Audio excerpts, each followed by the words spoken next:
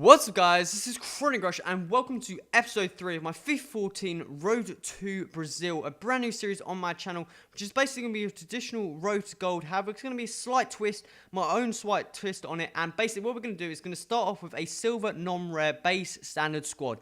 We cannot downgrade any further from that silver non-rare squad, but can only upgrade to silver rare. So how the upgrades and downgrades are going to work.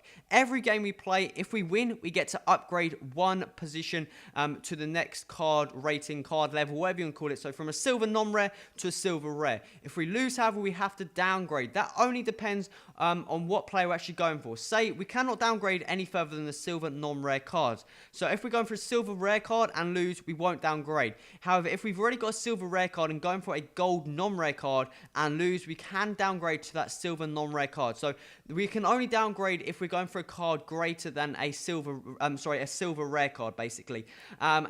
We end up building a squad. As you can see here, we only upgrade to the next gold, the next squad level, or card level, whatever you call it. So we start off with a silver non-rare, go to a silver rare, and then go to a gold non-rare, then go to a gold rare, and we can only upgrade to the gold rares and stuff like that if we completed the whole team of the previous card rating.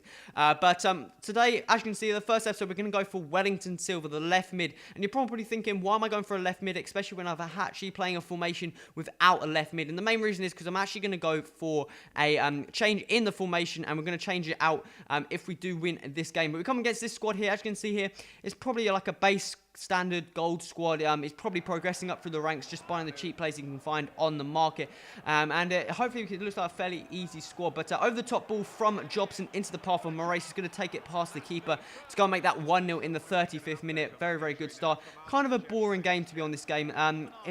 I was going for a number of decent goals, and he wasn't providing too much threat up top, so I didn't need to play my best. But we get kind of lucky for that ball to fall into the path of our CDM Muller. He's actually going to find his way out of the team, winning that game to go and make that 2-0. The game actually finished 2-0.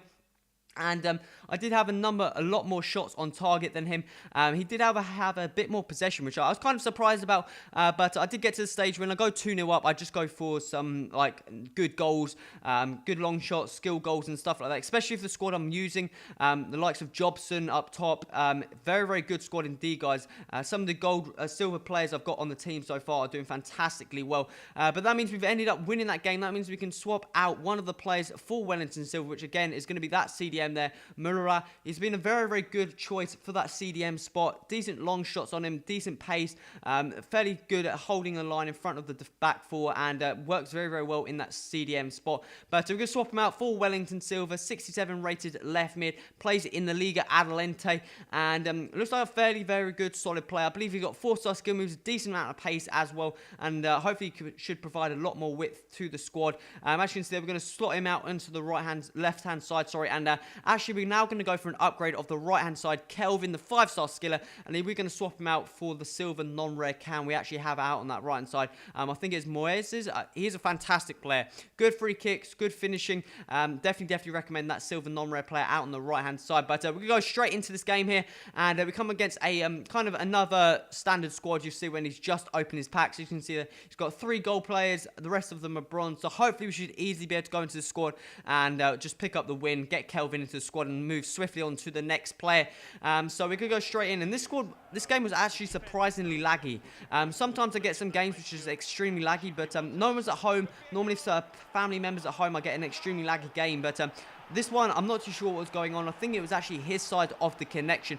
But we end up going 1-0 up in the 5th minute. He ends up making a mistake with his keeper. I think that was like the 4th time he did it. Normally, I just play on. I don't actually go for that goal.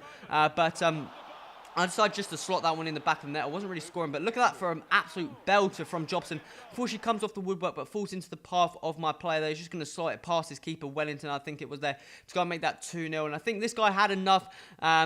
In 12 minutes, I think I had something ridiculous amount of possession, ridiculous amount more shots. And let's have a quick look at the stats here. Let's quickly move on.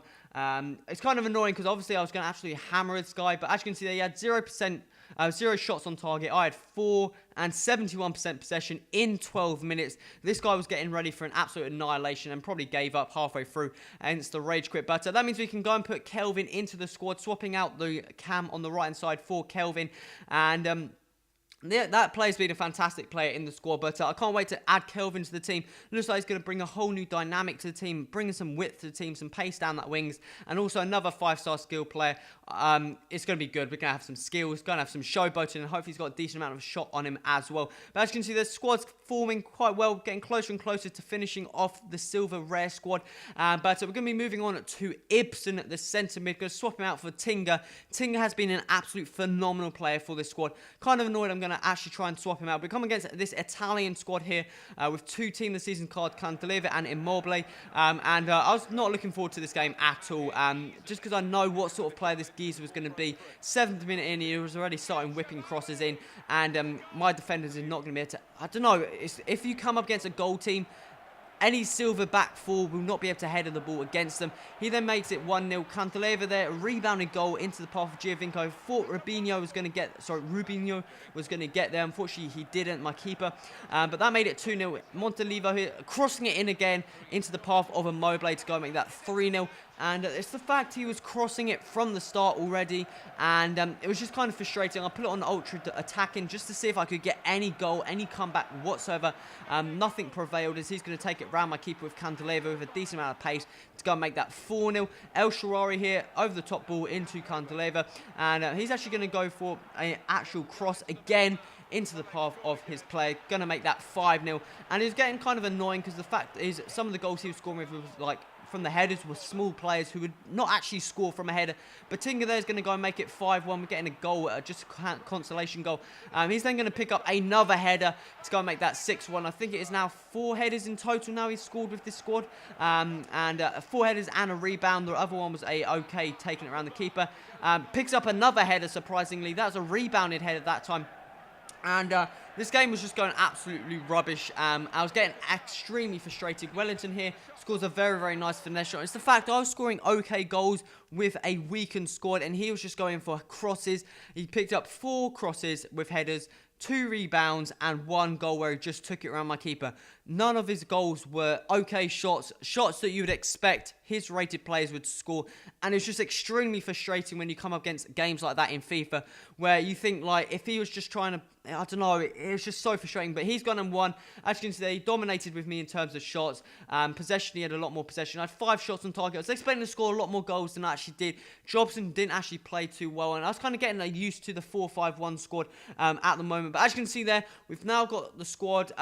Obviously, because we lost that game, we don't actually upgrade to the player we're going for, and we don't downgrade because it was a silver non-rare card we're trying to upgrade from. But as you can see there, I think we've now got 4 silver non-rare cards into the team. The rest of them are silver rare. Squad's looking fairly, very solid so far. But guys, this comes towards the end of the episode. If you like, so remember to hit that like button. Also remember to subscribe, stay tuned to this series, and any feedback in the comments would be much appreciated. Guys, this has been Crush. Till next time, adios!